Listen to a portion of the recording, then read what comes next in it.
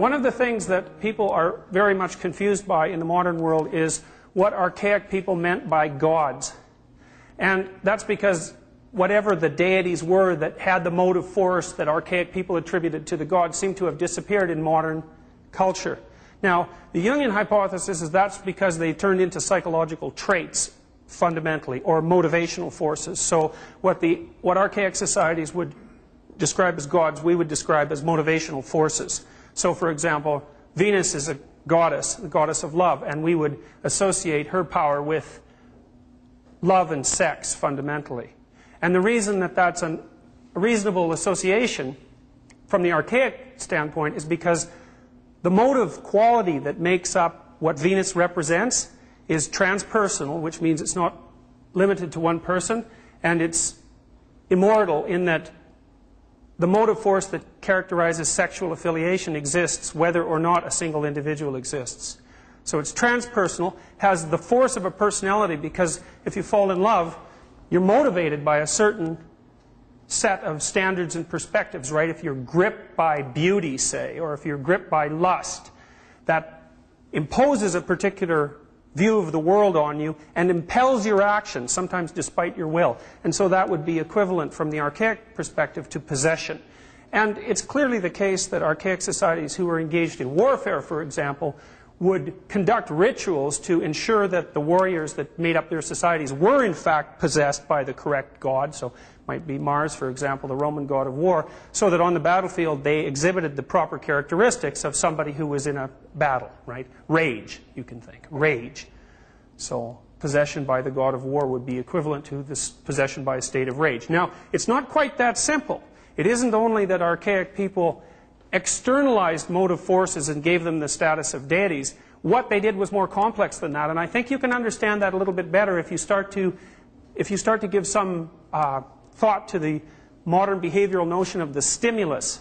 Now, the stimulus is a very, very weird concept, because the behaviorists who weren't interested in taking apart what was inside the brain would attribute motive force to the stimulus, right? They'd say, if you present an animal with a stimulus, he will therefore act.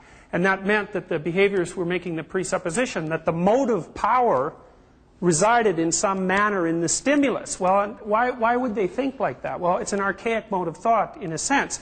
You can imagine a child saying, one of my friends today made me really angry, right? Which means that the child is essentially conflating his or her own internal emotional state with the proximal stimulus that gave rise to that state. And you see complex associations like that taking place with regards to the apprehension of beauty, say, because beauty is a very, very complex and difficult to localize phenomena. If you're very attracted to someone, are you attracted by them? Well, in a sense, of course, you are, because there they are. But in another sense, you're not at all, because what's happening is that you're engaged as much in the attraction as anything that's motivating you from the outside world. And I think that partly accounts for your sense of foolishness, especially if the person that you're attracted to doesn't return your attraction. I mean, you know that from your perceptual perspective, you're attracted and dominated by the object, but by the same token, you know entirely that, easy as it is to presume it's them and their fault, say,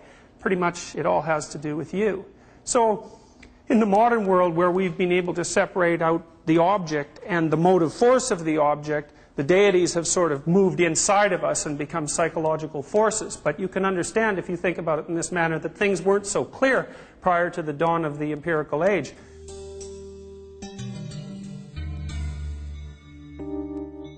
That gives you a little bit of background with regards to what the notion of deity meant to archaic societies who still utilize those notions as explanatory terms. Okay, so we know that if you're caught up in one of these little world games, that you may be motivated by something very, very fundamental, right? A tendency that transcends you, the tendency to propagate yourself, say Freud's fundamental motivational level, sexual affiliation, or the tendency to maintain yourself. Those, you could say, are the fundamental gods of existence, the fundamental driving forces, and it's the interaction of those two forces over great periods of time that produce the great diversity of life and human life that we see before us.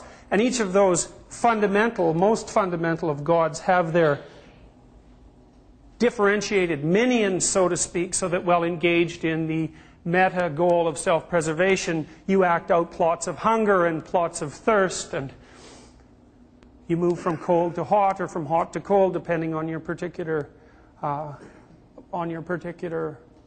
the particular temperature of your surroundings. Or with regards to self-propagation, you're attracted to people or repelled by them for reasons that are frequently absolutely beyond your comprehension, by the way. So I just found out this week, and this is absolutely staggering, I think, that if you run an experiment on a group of women and you track their menstrual cycle, and then you give them t-shirts that men have worn to smell, that women who are ovulating like the smell of symmetrical men better than asymmetrical men. So, and that's partly because symmetrical men are probably more healthy, but this is a good example of how the motive forces that configure your world are dependent on instinctual forces that are not only beyond your consciousness, but they're beyond even, at the moment, any of our explicit explanations. So another finding that's very similar that I came across recently, turns out that mice will not mate with mice that have Rh blood factors that are likely to produce unfit offspring. The more closely genetically related the Rh factors, the more likely there is to be a catastrophe with regards to offspring. And the mice seem to detect the Rh factor by smell, so recently this was run with women, and it is also the case that women prefer men whose Rh factors are at an optimal distance from them in terms of smell. So this is some example of how these unbelievably archaic systems, because like the olfactory systems are unbelievably archaic, produce alterations in worldview at a level that's massively below consciousness. So underneath your cortical shell, which is tonically inhibiting all your emotional and motivational systems, lies all these motivational and emotional systems. And they have branches that grow up into the cortex, and they have the capacity to control your behavior completely involuntarily. So, for example, if you're gripped by fear, it's very, very difficult to overcome that voluntarily. And at least initially, you won't be able to. Which is to say that when the chips are down, the underlying motivational and emotional systems have control. Okay, so then what happens from that perspective? Then what happens when you encounter something you don't understand? And I think the best way to explain it is something like generalized disinhibition, which is that all your underlying motivational and emotional systems are more or less disinhibited simultaneously. And the reason for that is because you want to be maximally prepared to do whatever the hell is necessary to do when you're somewhere that you don't understand. And because you don't know what that thing is going to be, all your systems go on. And when psychologists talk about stress, which is an abysmal word, right? It means everything and nothing. When psychologists talk about stress, what they mean is generalized disinhibition of emotion and motivation.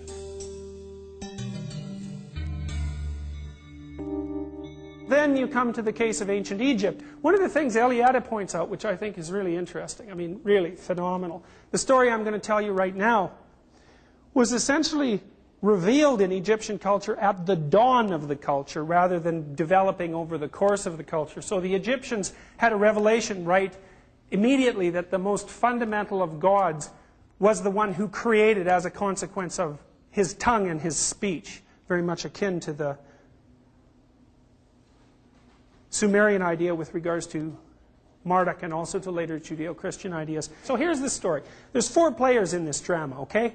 There's Osiris, his wife Isis, Horus, their son, and Seth. And Seth is Osiris's evil brother.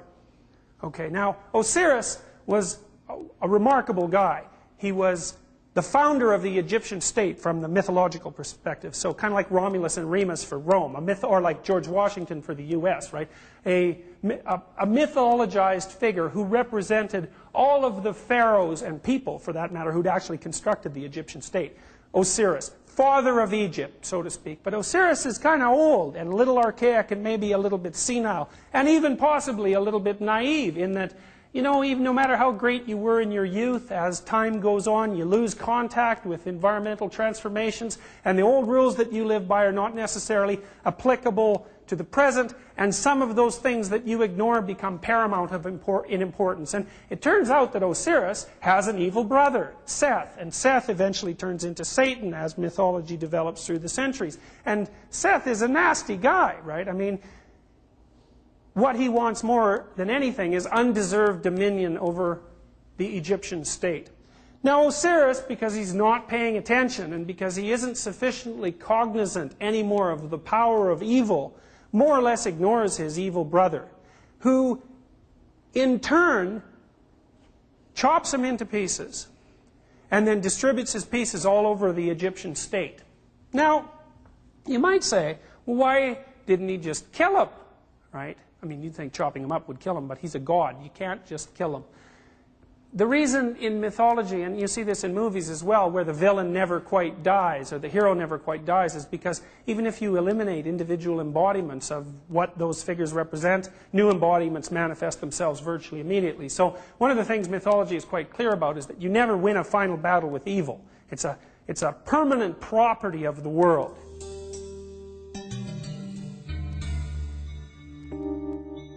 So, anyways, Seth hacks up Osiris, spreads them all over the land.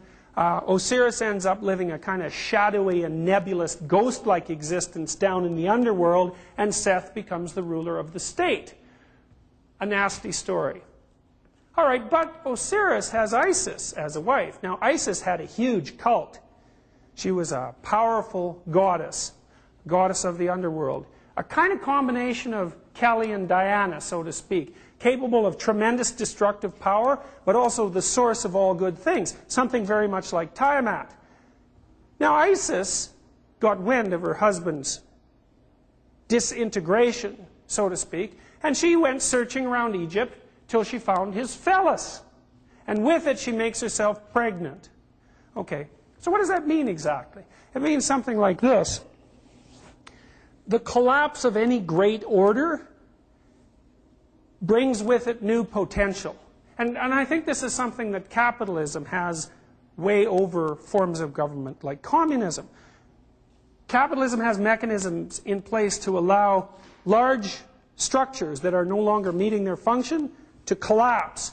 But frequently when they collapse, it's not like they disintegrate into dust, right? They disintegrate into subcomponents, so to speak, many of which then come to terms with the fact that the order has collapsed and build something new. So you can't get rid of culture so easily. You can hack it up into bits, you can disembody it, so to speak, you can spread it all over the state, you can introduce chaos into it, but that's something that has the potential of new birth, like the phoenix rising from the ashes. So anyways, Isis, who's the matrix, who's Tiamat, gets Osiris's phallus, which is the container of the germ of culture, right?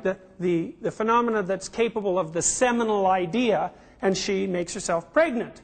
And she gives birth to Horus, who's the long-lost son of the rightful king, right? A very typical mythological motif. Okay, so Horus is alienated from the kingdom, which is another very common mythological motif. You know, like how King Arthur, for example, is raised by commoners. This same story pops up in the story of Christ, for example, because Christ has heavenly parents, but then he also has his kind of ordinary parents, and it's a very common motif. Anyway, so Horus grows up outside of the classical structure of the Egyptian state, which is tilted terribly towards evil because Seth is dominated, because Osiris was too blind to his evil brother to take appropriate defensive actions, and he grows to maturity. And then he decides, like all rightful sons of the long-lost king, to reclaim his heritage. So he goes back to Egypt, right? And he has this vicious battle with Seth. And in the process, Seth tears out one of his eyes. Well, and that's an indication of just exactly how devastating a battle with the forces of evil, so to speak, precisely are. They represent a critical threat to the integrity of consciousness, right? That's why he loses an eye. Well, luckily enough, Horus has got his act together, and he does defeat Seth, and he banishes him, and he gets the eye back. And then you think, okay, great. Pop the eye back in, become emperor, everything's fine. Now, let's backtrack a little bit and think about this politically. Now, the Egyptians had this really weird idea. They had the idea that the living pharaoh was the living pharaoh and the dead pharaoh at the same time. That makes no sense rationally, but it makes a lot of sense from a narrative perspective, because what they were saying is something like this. Look, you got to think that when you become king, or when you become president, or when you take on a role of that absolute magnitude, that then you're partly you, but you're also partly this role, and there's really no way out of that, right? And the role is composed of the unbelievable weight of the cultural tradition that you're representing. And you can say, well, that's true for being king or for being president, but it's also true if you become a doctor or a lawyer or any sort of specialized occupation. It's partly you, because you're embodying the role, but it's partly the role too. So the pharaoh is the live pharaoh and the dead pharaoh, because the dead pharaoh represents culture, right? The king is dead, long live the king. Okay.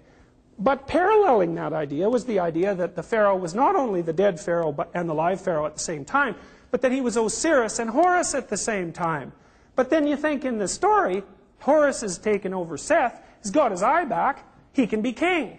But he isn't king yet. And this is where the Egyptians really get their act together. And I think of the two stories that I'm telling you, this is the one that has the most significance, I think, for modern people, because we're so likely to sidestep our obligation to our culture, whatever that happens to be. So instead of popping this eye back in his head, which is the first thing you'd think he does, he decides he's going to go back to the underworld, where Osiris is living in this ghost-like and dead manner since he's been chopped up by Seth. So he goes down into the underworld, which is no piece of cake, and he finds Osiris there in this kind of half-dead state, and he gives him his eye. And that enlightens Osiris, right? It gives him vision. And so then he takes Osiris back to Egypt, arm in arm, so to speak, and it's the conjunction of Osiris and Horus that constitutes the basis for Egyptian sovereignty. And that is bloody brilliant, right? Because the Egyptians figured out that, so Horus is Marduk for all intents and purposes, right? He's this avenging hero. In the Egyptian story, he fights political corruption rather than chaos, but you can understand that those are two flip sides of the hero archetype. They are. The hero archetype has two basic elements. One is the confrontation of the terrible aspect of nature, chaos in its most brutal form, and the other is the confrontation with the archaic aspect of culture. And in some ways those aren't distinguishable, because if culture isn't archaic, chaos never makes itself present. So, which is to say, you can't separate out political degradation from environmental degradation, say. It's the same idea.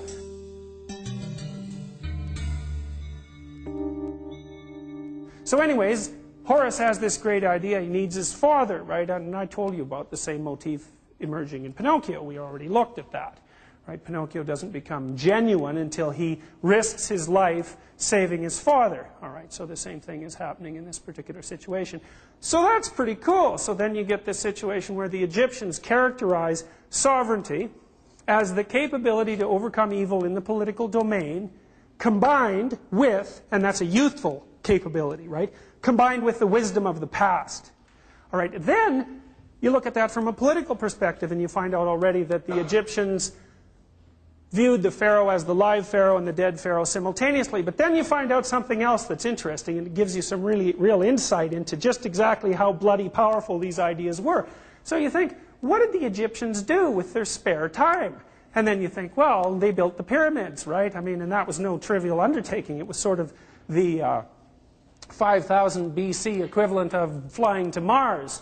And I mean, the pyramids are pretty impressive now, but they were a hell of a lot more impressive in their original form, because they were in the middle of an immense complex. And the pyramids were dedicated to the immortality of the pharaoh, and the pharaoh was possessed by a spirit called Ka.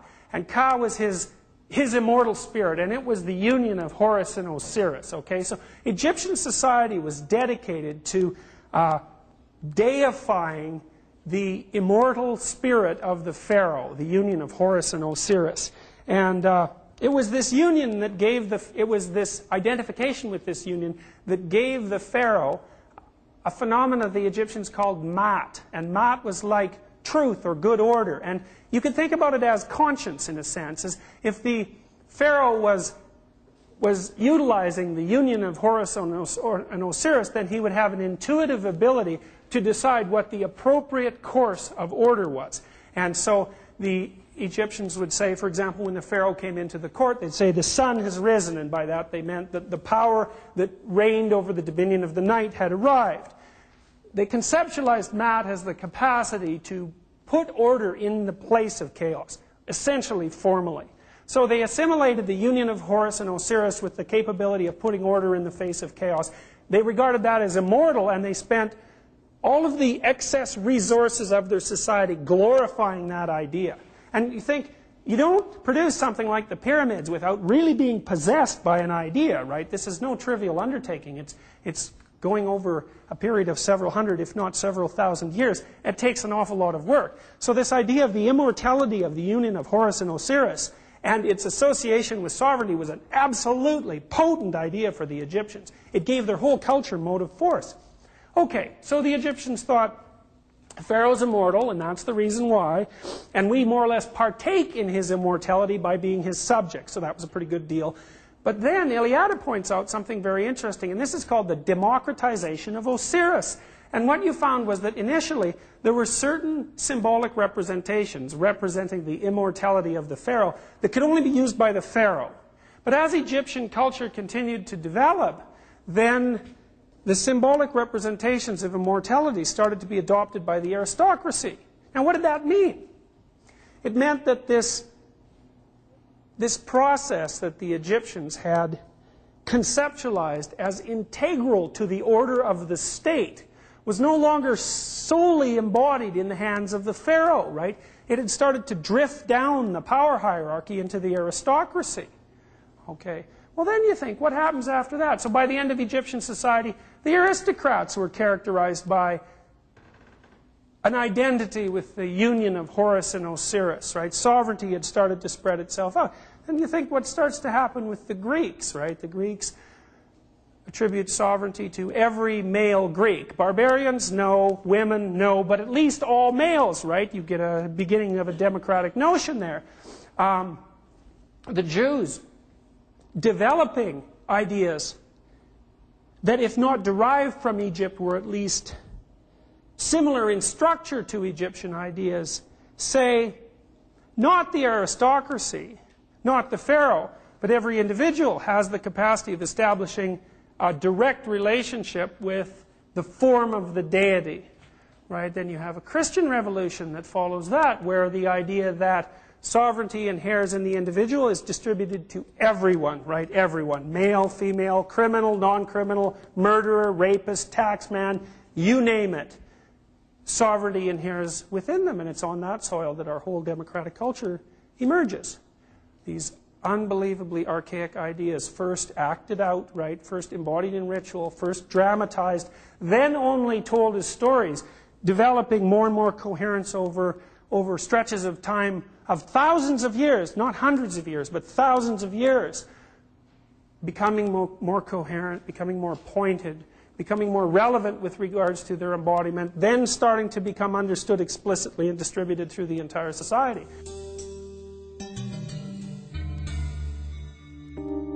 And it's on that ground that our world rests, not on the ground of rationality as established in, say, Europe in 1500. What we have is much more profound and solid and deep than any mere rational construction. It's a form of government, an equilibrated state, so to speak, that's a consequence of an emergent, if not evolutionary, at least social evolutionary process. And I would say that it stems much farther back than that, because you can imagine something like this.